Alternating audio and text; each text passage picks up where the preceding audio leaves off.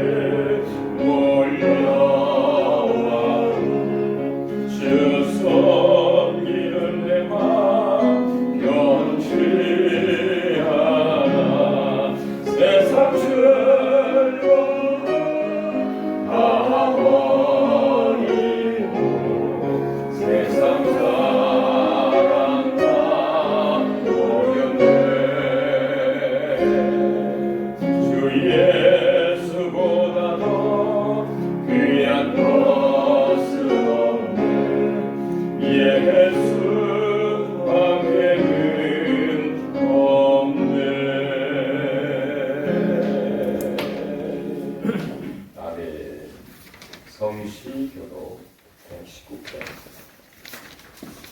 여호와의 영광이 나타나고 모든 육체가 그것을 함께 보리라. 이런 여호와의 일이 말씀하셨느니라. 베들레헴 에브라다야, 너는 유다 족속 중에 작을지라도 이스라엘을 다스릴 자가 내게서 나올 것이라. 그의 근본은 산고에 영원히 있느니라. 이는 한 아이가 우리에게 낳고 한 아들을 우리에게 주신 바 되었으니 그의 어깨에는 정사를 메었고 그의 이름은 기묘자라 모사라 전능하신 하나님이시라. 영존하신 아버지라 평강의 왕이라 할 것이라. 그 정사와 평강의 통함이 무궁하며 또 다윗의 왕자와 그의 나라에 군림하여 그 나라를 굳게 세우고 지금 이후로 영원히 정의와 공의로 그것을 보존하실 것이다. 천사가 이르되 무서워하지 말라. 보라, 내가 온 백성에게 미칠 큰 기쁨의 좋은 소식을 너희에게 전하노라. 오늘 다윗의 동네에 너희를 위하여 구주가 나섰으니 곧 그리스도 주시니라. 아멘. 사도신경으로 신앙고백 하겠습니다. 전능하사 천지를 만드신 하나님 아버지를 내가 믿사오며 그 외아들 우리 주 예수 그리스도를 믿사오니 이는 성령으로 잉태하사 동정녀 마리아에게 나시고 본디오 빌라도에게 고난을 받으사 십자가에 못 박혀 죽으시고 장사한 지 사흘 만에 죽은 자 가운데서 다시 살아나시며 하늘에 오르사 전능하신 하나님 우편에 앉아 계시다가 저리로서 산자와 죽은 자를 심판하러 오시리라. 성령을 믿사오며 거룩한 공회와 성도가 서로 교통하는 것과 죄를 사하여 주시는 것과 몸이 다시 사는 것과 영원히 사는 것을 믿사옵나이다. 아멘. 우리 앉으시면서 찬송가 432장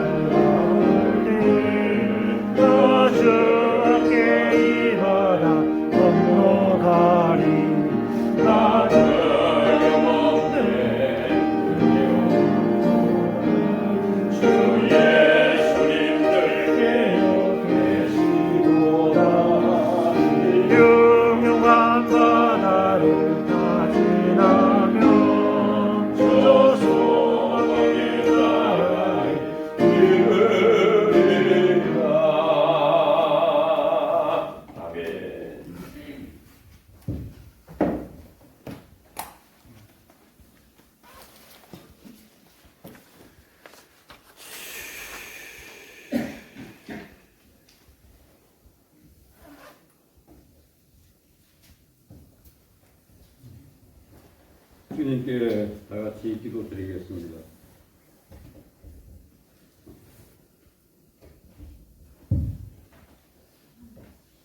어느덧 시간에는 정광석과 같이 흘러 크리스마스를 며칠 앞두고 있습니다.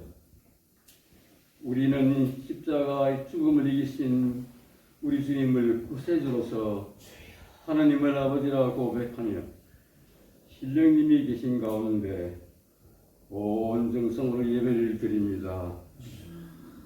전능하신 하나님 아버지시여, 죄 많은 우리들을 용서해 주시고 구원해 주셨습니다. 나그네 같은 우리 인생을 이 세상에 왜 사는지 목적도 모르고 살아가는 이유도 모르는 어리석은 우리들에게 참된 삶과 인생과 영생과 하늘나라에 가는 새 소망을 우리에게 심어주시니 진정으로 하나님 아버지께 감사드립니다. 아멘. 아버지께서는 부족한 우리에게 믿음과 소망과 사랑의 신망의 삼능을 주셨지만 우리는 세상 수렁에 빠져서 주님을 동안시하는 생활로 살아온 것을 크게 뉘우치며 참회의 기도를 드립니다. 주님에게 간절히 구하오니 이내니 주님의 교회에 축복을 내리시고 근방에 살아가는 백성들에게 주님의 복음으로 감동과 감화를 받아서 주님의 교회로 인도하여 주시옵소서. 하나님 아버지, 이 코로나 폐렴을 시급히 참재해 주시고 우리들이 주님 대전에 빨리 나올 수 있도록 굽어 살피소서. 하나님 아버지, 나라가 혼란스럽습니다. 주님, 이 나라를 사랑하사 국민이 중심이 되고 평화와 자유가 기본이 되는 사랑의 주님이 사랑이 넘치는 나라가 되게 간구하오니 도와주소서. 아멘. 하나님 아버지, 이 시간에도 주님의 말씀을 전하시는 우리 목사님께 건강과 성령을 차고 넘치도록 부어주사 설교를 통하여 위로와 회복과 치유로 부흥의 대역사가 불처럼 일어나고 은혜와 축복의 시간이 되게 하옵소서. 사랑이 크신 우리 주 예수 그리스도의 이름으로 간절히 기도드렸습니다. 아멘.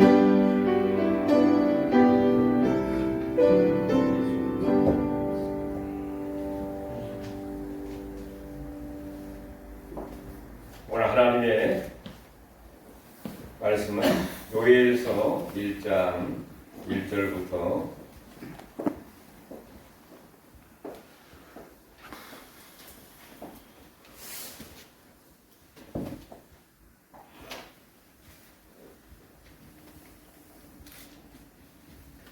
16절까지 보겠습니다.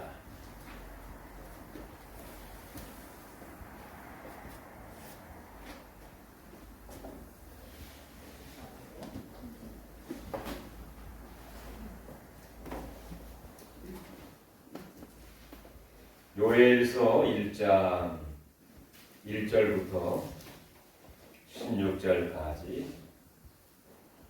같이 합독하겠습니다. 부두엘의 아들 요엘에게 임한 여호와의 말씀이라. 늙은 자들아, 너희는 이것을 들을지어다. 땅의 모든 주민들아, 너희는 귀를 기울일지어다. 너희의 날에나 우리 조상들의 날에 이런 일이 있었느냐? 너희는 이 일을 너희 자녀에게 말하고 너희 자녀는 자기 자녀에게 말하고 그 자녀는 후세에 말할 것이니라. 팥종이가 남긴 것을 메뚜기가 먹고 메뚜기가 남긴 것을 느치가 먹고 느치가 남긴 것을 황충이 먹었도다. 취하는 자들아, 너희는 깨어 울지어다. 포도주를 마시는 자들아, 너희는 울지어다. 이는 단 포도주가 너희 입에서 끊어졌음이니 다른 한 민족이 내 땅에 올라왔으리로다. 그들은 강하고 수가 많으며 그 이빨은 사자의 이빨 같고 그 어금니는 암사자의 어금니 같도다. 그들이 내 포도나무를 멸하며 내 무화과 나무를 긁어 말갛게 벗겨서 버리니 그 모든 가지가 하얗게 되었도다. 너희는 처녀가 어렸을 때에 약혼한 남자로 말미암아 붉은 대로동이고 애곡함과 같이 될지어다. 소재와 전제가 여호와의 성전에서 끊어졌고 여호와께 수종되는 제사장은 슬퍼하였도다. 밭이 황무하고 토지가 마르니 곡식이 떨어지며 새 포도주가 말랐고 기름이 다하였도다. 농부들아 너희는 부끄러워 할지어다. 포도원을 가꾸는 자들아 곡할지어다. 이는 밀과 돌이 때문이라. 밭의 소산이 다 없어졌으리로다. 포도나무가 시들었고 무화과 나무가 말랐으며 성묘나무와 대추나무와 사과나무와 밭의 모든 나무가 다 시들어졌으니 이러므로 사람의 즐거움이 말랐도다.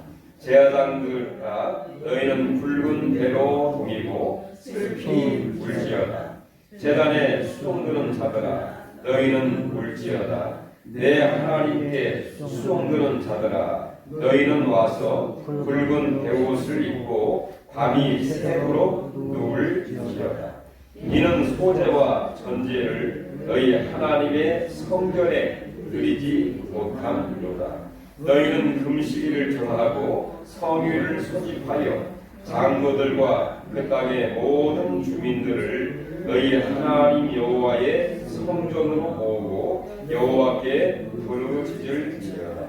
슬프다 이 날이여 여호와의 날이 가까이 왔으니 곧 멸망같이 젖는 자에게로부터 이르리로다.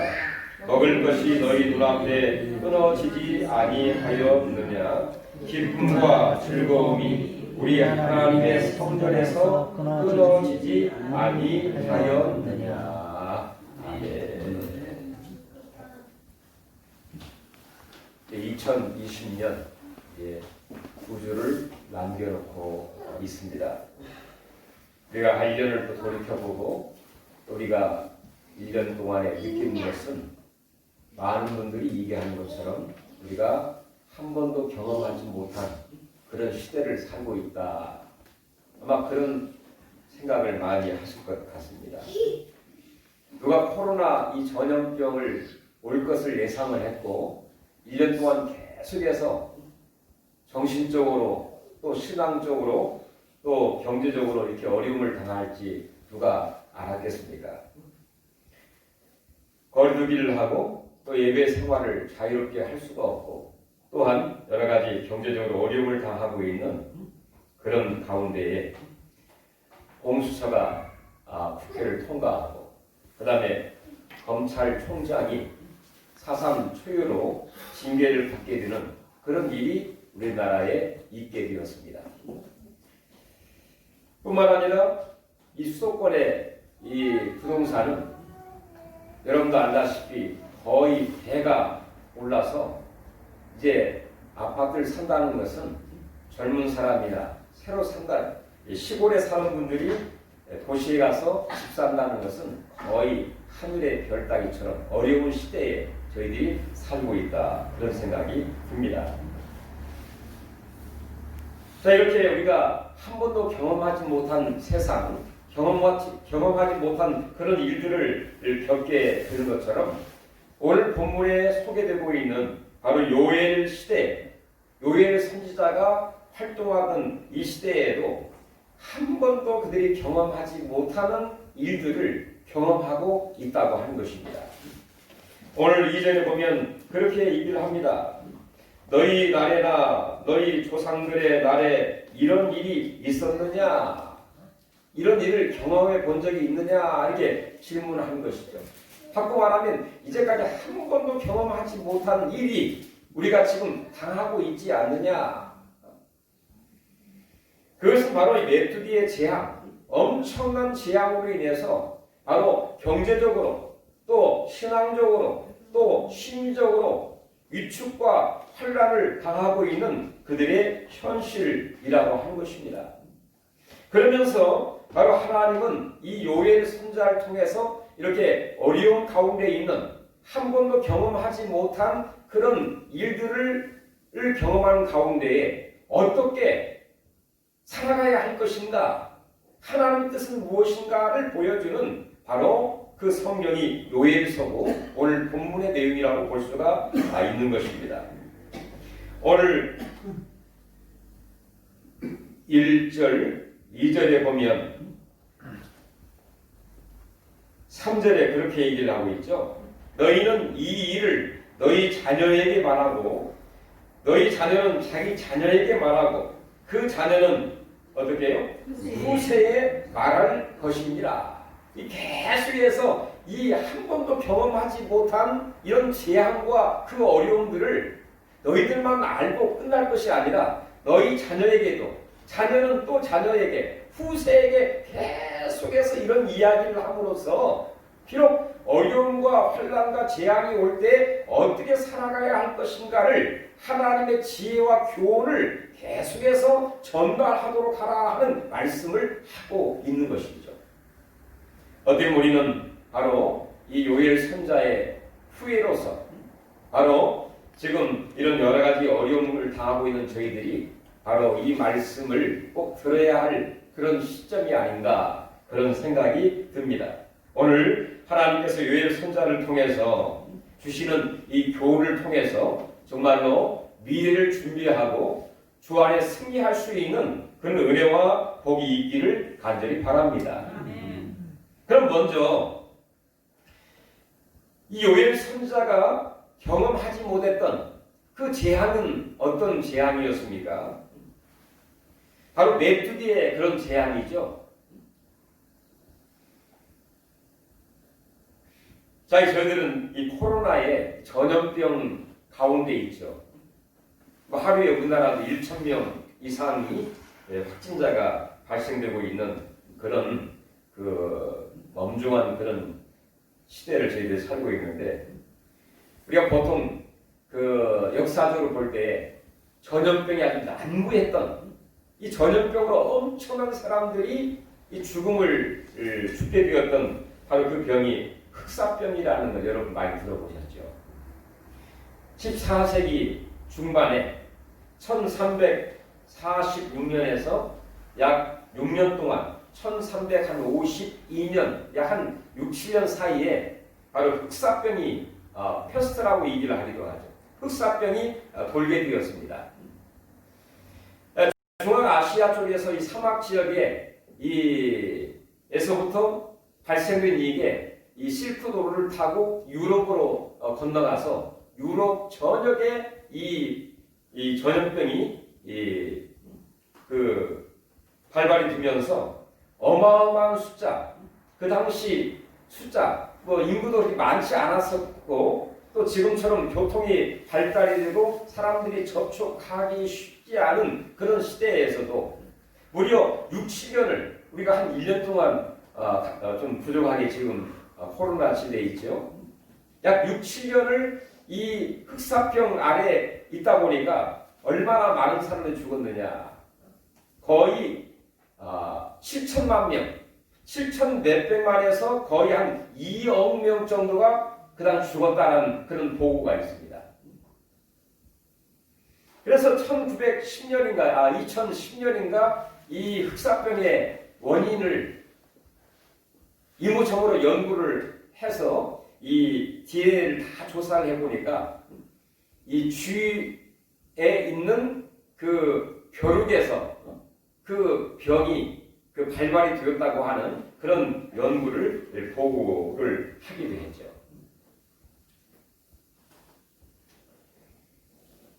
이 코로나 박쥐에서부터 이게 박쥐로부터 발병이 되었다고 하는데 지금 이 확진자가 거의 한 7천 몇만 명입니다. 전 세계적으로. 우리나라도 한 거의 4만 7천 명, 뭐 거의 한 5만 명 정도가 육박이 되고 또 사망자도 거의 한 200만 명 가까운 사망자가 지금 있죠. 자, 이렇게 그 한 번도 경험하지 못한 그 질병 가운데 있는 그런 전 세계적으로 어려움을 당하고 있는 그런 시대인 것처럼 바로 이 시대에는 이 메뚜기의 재앙으로 거의 초토화된 그런 상태에 있게 되었습니다. 우리가 메뚜기의 재앙하면은 제일 먼저 생각나는 게 이스라엘 백성들이 애굽에서 나올 때에 그 바로가 말을 듣지 않고 하나님 말씀에 불순종함으로 인해서 8번째 재앙이 바로 메뚜기의 재앙입니다. 메뚜기를 이 티끌을 이렇게 하니까 메뚜기가 일어나면서 바로 저녁에 이 메뚜기의 엄청난 그 재앙을 받게 되면서 바로가 거의 항복 상태에 이르게 되기도 했죠. 자, 그것뿐만 아니라 제가 역사적으로 쭉 이렇게 한번 살펴봤어요. 메뚜기에 대한 그 재앙. 1654년에 이 대만에 이 엄청난 메뚜기 떼가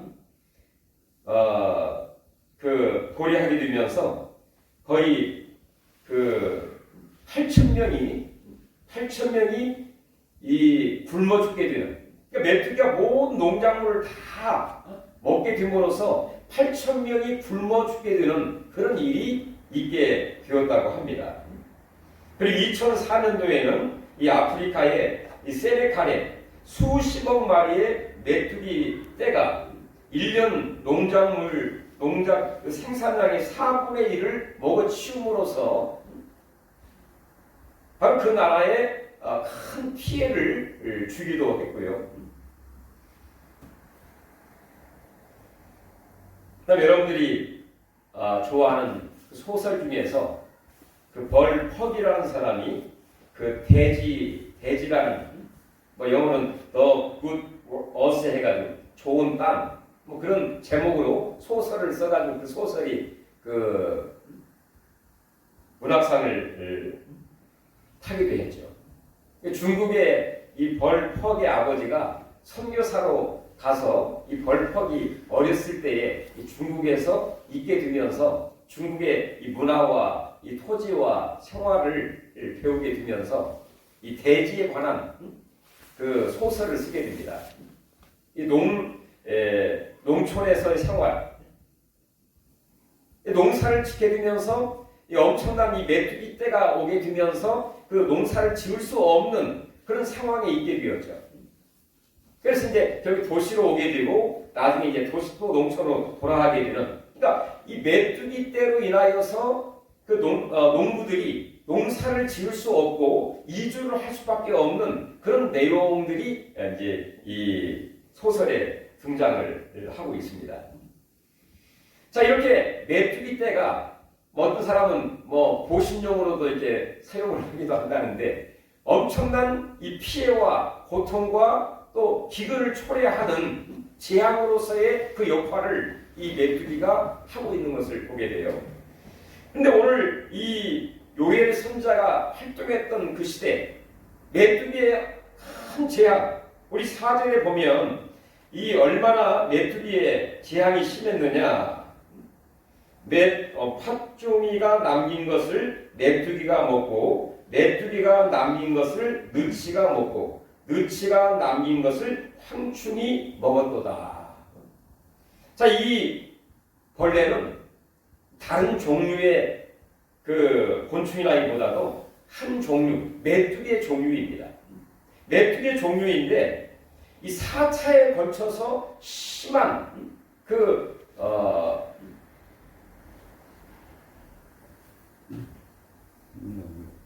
모든 작물을 먹었다는 얘기죠. 그러니까 한번 이 팥중이가 이 농작물, 이 포도라든지 또 감람나무라든지 그 모든 것을 다 따먹게 되면 따먹고 이제 그것도 큰 피해가 있을 텐데 그 다음에 또 이제 메뚜기, 또 메뚜기와 비슷한 그런 같은 그 종류인 느치, 황충, 이 4차에 걸쳐 거의 학살하는 이 엄청난 그런 환란과 기근과 재앙이 그들에게 임하게 되었다는 것이죠. 근데 그 시대의 상황을 좀 살펴보면 조금 더 이해가 될 것 같습니다. 남쪽 유대 나라가 5대 왕이 누구냐? 여호람 왕이었습니다. 5대 왕이. 근데 그 부인이 누구냐? 아달랴라는 그런 그 부인이에요. 근데 아달랴가 또 누구냐? 북쪽 이스라엘의 아합과 이세벨의 딸입니다. 근데 우리가 이세벨이 어떤 사람이에요? 제일 악한 왕이, 악한 그 여자죠.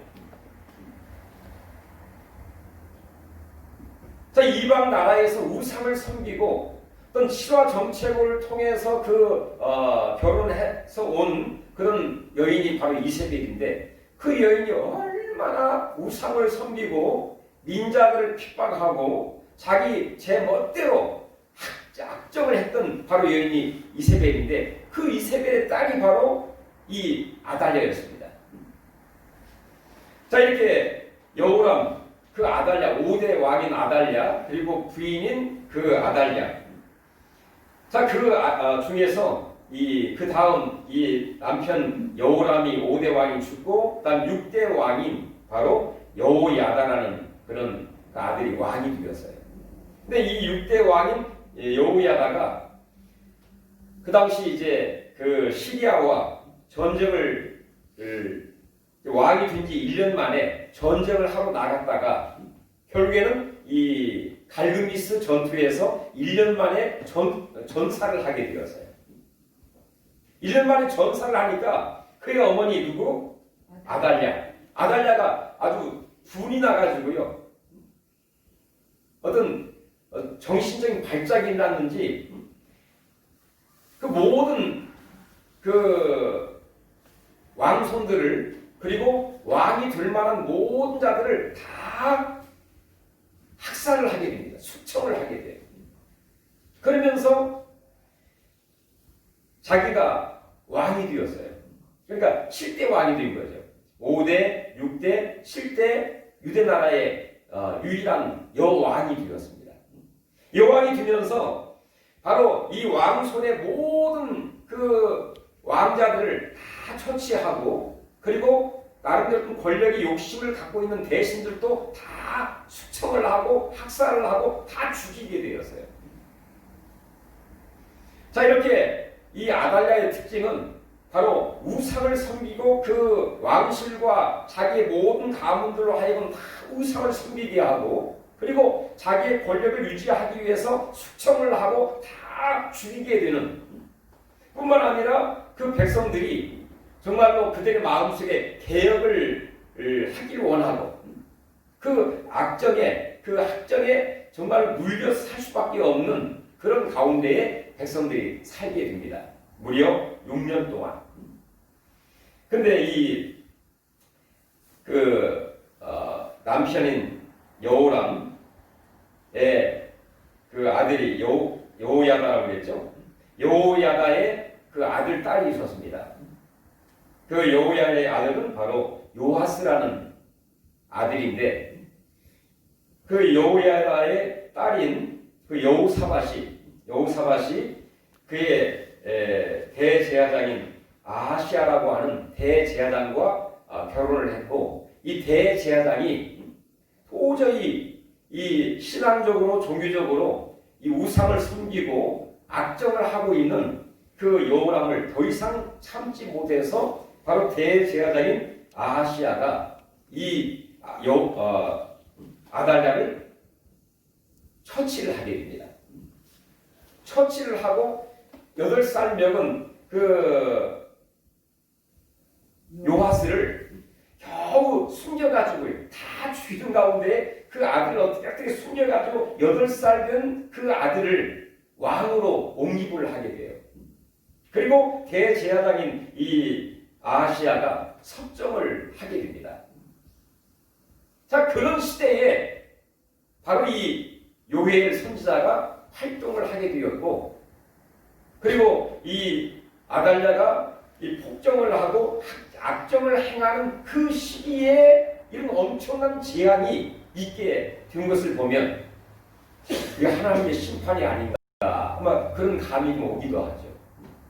이렇게 하나님을 멀리하고 우상을 다 섬기게 만든, 그리고 정권을 칼을 휘둘러서 학정을 하고 또 숙청을 하고 또 악한 정치를 하는 그 시대에 정말 전무후무한 한 번도 경험하지 못한 이런 재앙, 이 메뚜기의 재앙이 바로 그 시대에 있게 되었다고 하는 것이죠. 자, 그럼으로써 그 시대에 이 엄청난 이 메뚜기의 재앙으로 인하여서 어떠한 일들이 일어나게 자연 발성적으로 일어날 수밖에 없겠죠. 바로 그런 일들이, 자, 7절에 보시면, 자, 그 결과로서 그들이 내 포도나무를, 그들이는 이 메뚜기들입니다. 메뚜기들이 내 포도나무를 면하며 내 무화과 나무를 긁어 말갛게 벗겨서 버리니 그 모든 가지가 하얗게 되었도다. 자, 메뚜기들이요, 이 모든 식물과 나무들의 이 잎사귀에서부터 뿌리까지 다 갉아먹게 되니까 결국에 어떻게 되었나요? 예, 그리고 말갛게 벗겨지게 되고, 그 다음에 하얗게 말라 죽게 된 것이죠. 자, 이건 무엇을 의미하는가요? 완전히 그들의 경제와 살아가는 모든 삶이 완전히 피폐하게 되었다는 것을 말하고 있는 것이죠. 그것뿐입니까? 우리 9절에 보시면, 9절 한번 보겠습니다. 소제와 전제가 여호와의 성전에서 끊어졌고 여호와께 수종드는 제사장은 슬퍼하도다. 자, 소제와 전제가 여호와의 성전에 끊어지게 되었다, 그런 얘기입니다. 자, 매일 하나님 앞에 이 번제를 드리게 되죠. 아침 저녁으로 매일 번제를 드리게 되는데, 성전에서, 자, 이 소제는 곡식으로 드리는 제사죠. 전제는 이 포도주를 부어서 드리는 제사가 바로 전제입니다. 자, 그런데 모든 곡식을 이 메뚜기가 다 갉아먹게 되니까 곡식을 얻을 수가 없죠. 수확할 수가 없으니까 곡식 자체가 하나님 앞에 그 곡식과 가루를 드릴 만한 그게 없어져 버린 거예요. 그다음 전제, 이 포도나무를 다 갉아먹다 보니까 이 포도주 자체를 생산할 수가 없는 거예요. 그러니까 제사장들이 하나님 앞에 매일 드리던 그 예배, 정말로 하나님의 성전에서 그 번제를 드릴 때에 양을 드리고 소제와 전제를 통해서 같이 이렇게 제사를 드리는데, 성전에서 그 제사를 드릴 수 없는 형편에 이르게 되었다는 것이죠. 그리고 여호와께 수종드는 제사장은 그러므로 슬퍼하게 되었고요. 예배를 드리고 싶어도 드릴 수 없는 그런 여건과 환경이 된 것이죠. 참, 이걸 보면은 우리가 하나님 앞에 나와서 자유롭게 마음껏 예배드릴 수 있다는 것이 얼마나 감사하고 큰 축복인가. 드리고 싶어도 드릴 수 없는 그런 환경과 여건이 있으니까 마음은 원이로 돼. 그 제사장들이, 수종드는 그 제사장들이 정말로 눈물만 흘리고 있는, 행동을 옮길 수 없는, 모일 수 없는, 제사할 수 없는, 예배할 수 없는, 하나님을 섬길 수 없는 그런 형편에 있게 되었다는 것입니다. 그러므로 인해서 그 백성들의 정말 하나님을 예배하는 가운데 위로 주시는 그 기쁨과 즐거움, 또한 양식과 포도주로 인해서 그의 생활이 늘 어떤 기쁨이라 할까요? 즐거움의 어떤 생활이었는데 바로 그들의 생활이 우리 12절 한번 읽어볼게요. 자, 포도나무가 시들었고 무화과나무가 말랐으며 석류나무와 대추나무와 사과나무와 밭의 모든 나무가 다 시들었으니 이러므로 사람의 즐거움이 말랐도다. 이 심적으로도요, 마음적으로도 이 즐거움이 말랐다. 즐거울 수가 없는 거죠. 기쁨이 다 사라지게 된 거예요. 그 내용이 16절 또 한번 읽어볼게요. 자, 먹을 것이 우리 눈앞에 끊어지지 아니하였느냐. 기쁨과 즐거움이 우리 하나님의 성전에서 끊어지지 아니하였느냐. 그 전에 그 정말로 하나님 백성들의 가장 큰 즐거움과 기쁨은 성전에 가서 하나님을 섬기고 예배할 때에 그들의 마음에 큰 기쁨과 즐거움이 있었고요. 그리고 마음껏 먹고 즐거워하고 같이 우애하는 그 삶이 그들의 삶의 행복이요 기쁨이었는데 그런 기쁨이 다 사라져버린 거예요. 아니 말라 비틀어진 거예요. 기쁨과 즐거움이 사라지게 되면 뭐 시기와 미움과 싸움과 전쟁뿐이겠죠. 참 요즘에 그 시대를 보면 어디 가서 무슨 잔치를 하거나 뭐 거기에서 웃는 장면 누가 딱 찍어가지고요 유명인들은 올려놓으면 이 어려운 시대에 무슨 파티를 한다는 둥 뭐 음료수를 마셨다는 둥 뭐 웃고 있다는 둥 이걸 가지고 티 짜는 시대가 바로 지금 시대 아닙니까? 이 기쁨과 즐거움이 완전히 말랐고 그리고 끊어져 버린 정말로 이 피폐할 대로 피폐한 경제적으로 신앙적으로 심리적으로 극심한 그 어려움 가운데 있는 바로 그 시대상 그 환경을 바로 요엘 선지자가 전하고 있는 것이죠. 따라서 이런 대재앙을 당하는 그 백성들에게 하나님이 이 요엘 선지자를 통해 주시는 명령이 뭔가 어떻게 살아가야 할 것이며 이 어려운 재앙을 어떻게 극복을 하면서 나아가야 될 것인가를 오늘 본문은 네 가지로 우리에게 간단하게 명령하고 있습니다. 첫 번째가 우리 5절 한번 읽어볼게요. 취하는 자들아 너희는 포도주를 마시는 자들아 너희는 울지어다. 이는 단 포도주가 너희 입에서 끊어졌음이니. 이 7절까지 이어지는데 한마디로 자 깨어 울지어다. 깨어라 그런 얘기입니다. 영어로는 wake up. 잠자는 환경에서 죄악의 상태에서 바로 이 아발랴의 그 폭정과 학정과 그리고 뿐만 아니라 우상을 섬기는 하나님을 떠난 그 죄악으로부터 벗어나서 깨어 일어나라 그런 얘기예요.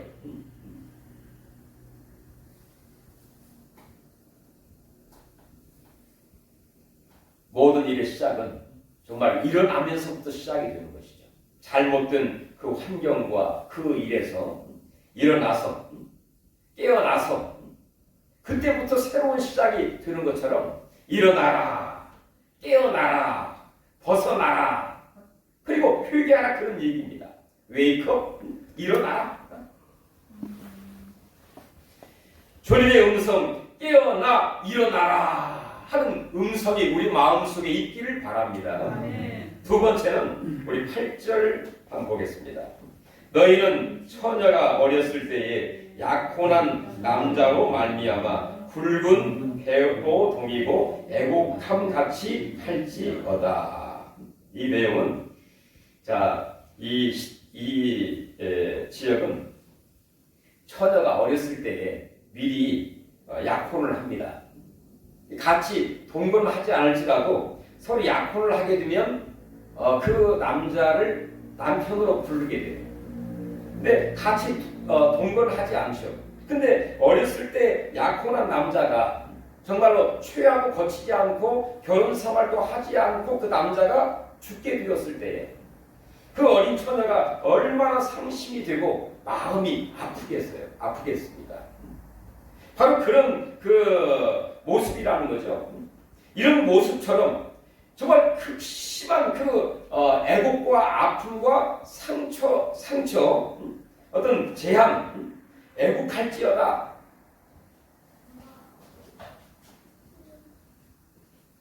슬퍼하라 그런 얘기죠. 이 현실을 우리 마음에 받아들이고 나의 현실을 받아들이고 정말로 그 어린 처녀가 이 어려운 그 시련을 가슴에 안고 슬퍼하는 것처럼 우리가 이런 재앙이라든지 코로나 시대라든지 여러 가지 그 어려운 시대를 내 가슴에 안고 내 가슴에 안는 것, 애곡하는 것, 슬퍼하는 것 대단히 중요합니다. 바로 그 일을 남의 일처럼 생각하지 않고 내 일처럼 내 가슴에 안고 슬퍼할 수 있는 굉장히 중요한 의미입니다. 바로 책임자의 모습이고 또 진정한 하나님의 사람의 모습이라고 볼 수가 있는 것이죠. 세 번째는 우리 11절 한번 보실까요? 자, 농부들아 너희는 부끄러워 할지어다. 포도원을 가꾸는 자들아 복할지어다. 이는 밀과 보리 때문이라. 밭의 소산이 다 없어졌음이로다. 그다음에 포도나무 둥둥 나오는데요. 자, 농부들에게 하는 말입니다.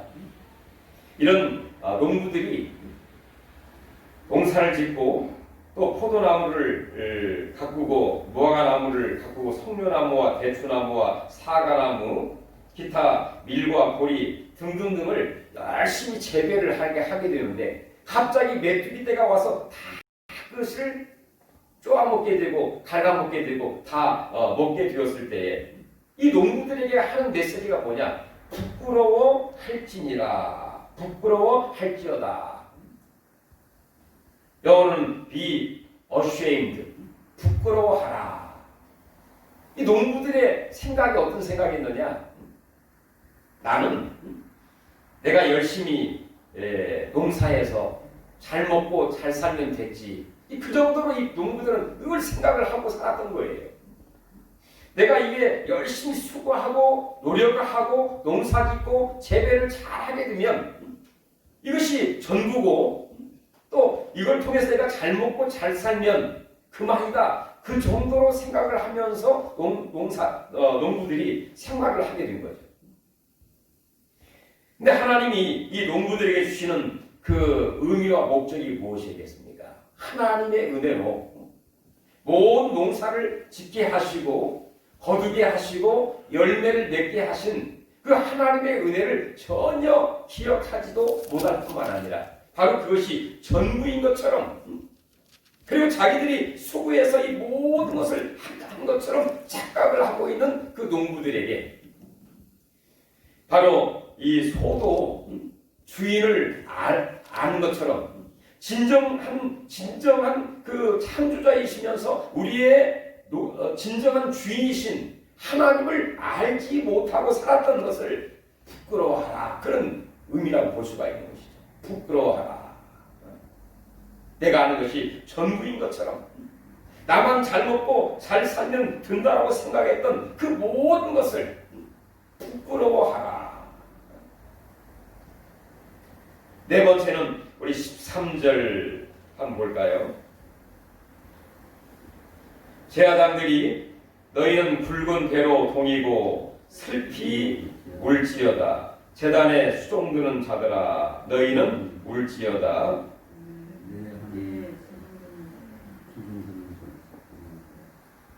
가서 붉은 배옷을 입고 밤이 새도록 누울지어다. 이는 소제와 전제를 너희 하나님의 성전에서 드리지 못함이로다. 계속해서 이 제사장들을 향해서 하나님이 주시는 메시지가 뭡니까? 굵은 배를 동이고 슬피 울지어다. 울어라 그런 얘기입니다. 영어는 cry out, 울부짖어라.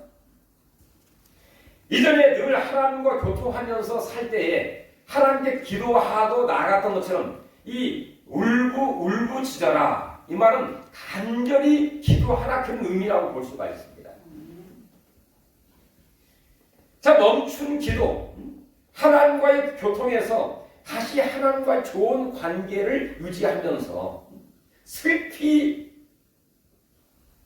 우는, 슬픈 마음으로 그 모든 것을 가슴에 안고 간절히 기도하는 그런 생활을 가지라, 이렇게 하나님이 명령하고 있는 거죠. 슬피 울지어다, 이 동사로서 명령이에요. cry out, 울어라, 기도하면서 이 어려운 문제를 가슴에 안고 울어라. 바로 요엘 선자는 이 요엘서를 통해서 이 세 가지의 질문을 하고 있죠.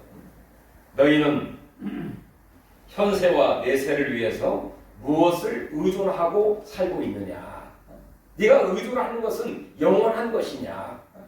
그리고 지금 당하고 있는 그 현실은 한 번도 경험하지 못한 그런 일을 당하고 있느냐? 그러면서 오늘 네 가지, 바로 깨어라, 그리고 애국하라, 그 다음에 부끄러워하라, 그 다음에 네 번째 부르짖어라. 이 네 가지의 명령을 통해서 우리가 사회적인 거리도 두고 또 안전과 건강을 귀하게 여길 수 있는 그런 조심성과 또 자세도 중요하지만, 바로 하나님이 이 시대에 요엘 선자를 통해 주신 이 네 가지의 명령, 네 가지를 우리 마음속에 새기면서 정말 한 번도 경험하지 못한 이 어려움을 잘 극복을 하면서 주님의 뜻을 이루고 마지막 주님이 이 땅에 오실 때에 정말 부끄러움을 당하지 않고 칭찬받고 또 사랑받고 인정받는 하나님의 귀한 사람들이 다 되시기를 주의 이름으로 축원합니다. 아멘. 하나님의 은혜를 감사드립니다. 지금처럼 한 번도 경험하지 못한 그런 일들이 지금만 있었던 것이 아니라 지금부터 약 2,500여 년 전에 또 이 요엘 선지자 시대에 있었던 것을 우리가 보게 되면서 우리에게 주신 이 교훈과 또 주신 귀한 말씀을 우리 마음에 새기면서 아버지 하나님, 정말로 조심할 뿐만 아니라 주의 말씀을 우리 마음편에 새기고 주님의 뜻을 다 이루어갈 수 있는, 정말 주님 앞에 칭찬받고 또 사랑받는, 또 주님을 맞이할 수 있는 귀한 사람들로 날마다 우리를 다듬어 주시고 축복해 주시고 인도하시고 함께하여 주시옵소서. 예수님의 이름으로 간절히 기도하옵나이다. 아멘.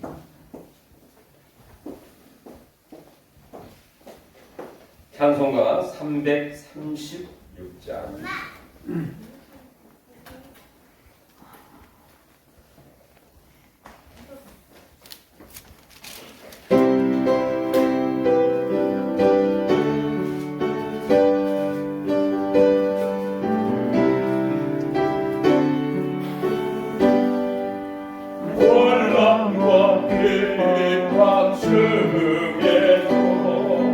정도는 시당 지켜내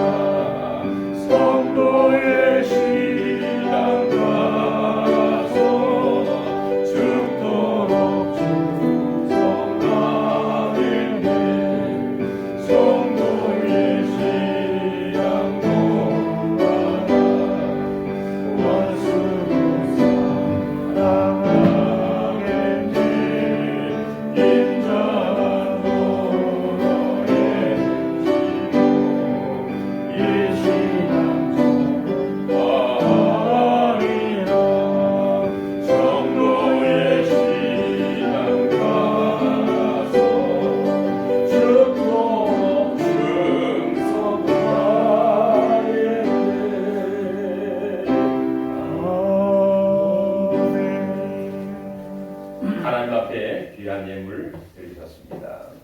기도하겠습니다. 하나님의 은혜, 보호하신 사랑을 늘 감사드립니다.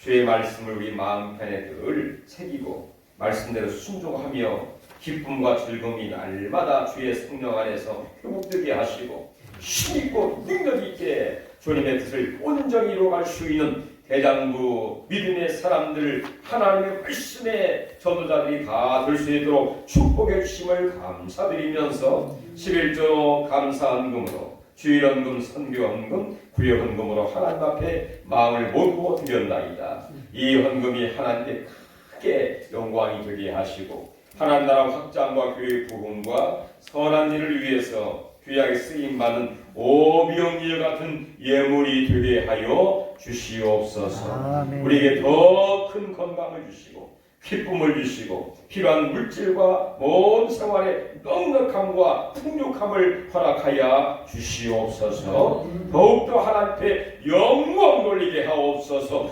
능력있게 쓰임받게 하여 주시옵소서. 예수님의 이름으로 간절히 축복 기도하옵나이다. 아멘. 다음 주가 2020년 마지막 주가 되겠습니다. 이번 금요일 날이 성탄절입니다. 우리를 구원하기 위해서 하늘의 영광을 버리시고 이 땅에 오신 바로 예수님의 탄생일이죠. 그날을 우리가 기념하고 기뻐하면서 25일 금요일이죠. 11시 성탄 축하예배 드리고 이렇게 하겠습니다. 다른 광고 없으시면 우리 다 같이 일어나서서 491자 1절 부르겠습니다.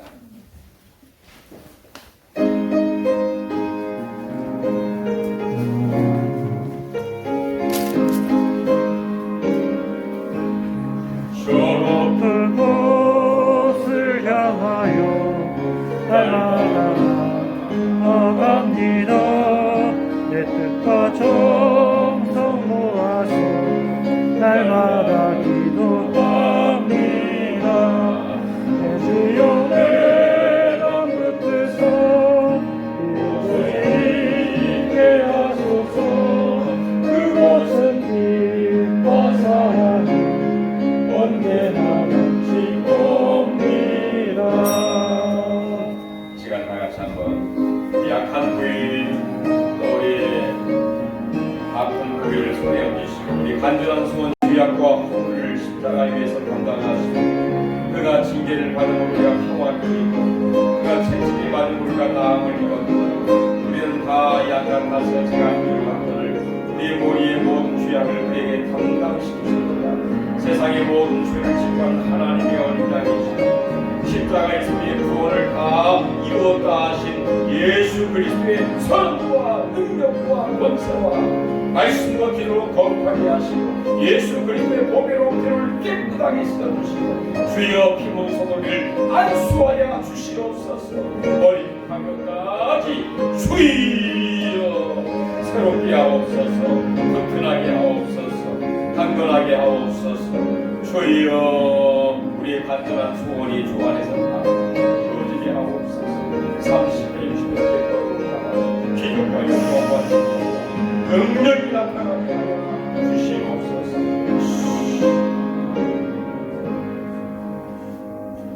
이제는 우리 주 예수 그리스도의 은혜와 하나님 아버지의 크신 사랑하심과 성령 하나님의 감화 감동 교통 충만 내주 인도하시니 너희가 세상에서 환난을 당하나 담대하라 내가 세상을 이겨노라 하신 예수 그리스도를 믿고 따라가고 세상이 아버지는 경험하지 못했던 여러 가지 재앙과 어려움을 당할지라도 주의 말씀 붙잡고 순종하며 귀하게 쓰임받기를 원하는 우리 모두에게 가정과 자녀와 일터 위에 이 지역과 안성과 이 민족 위에 모든 이 민족 위에 지금부터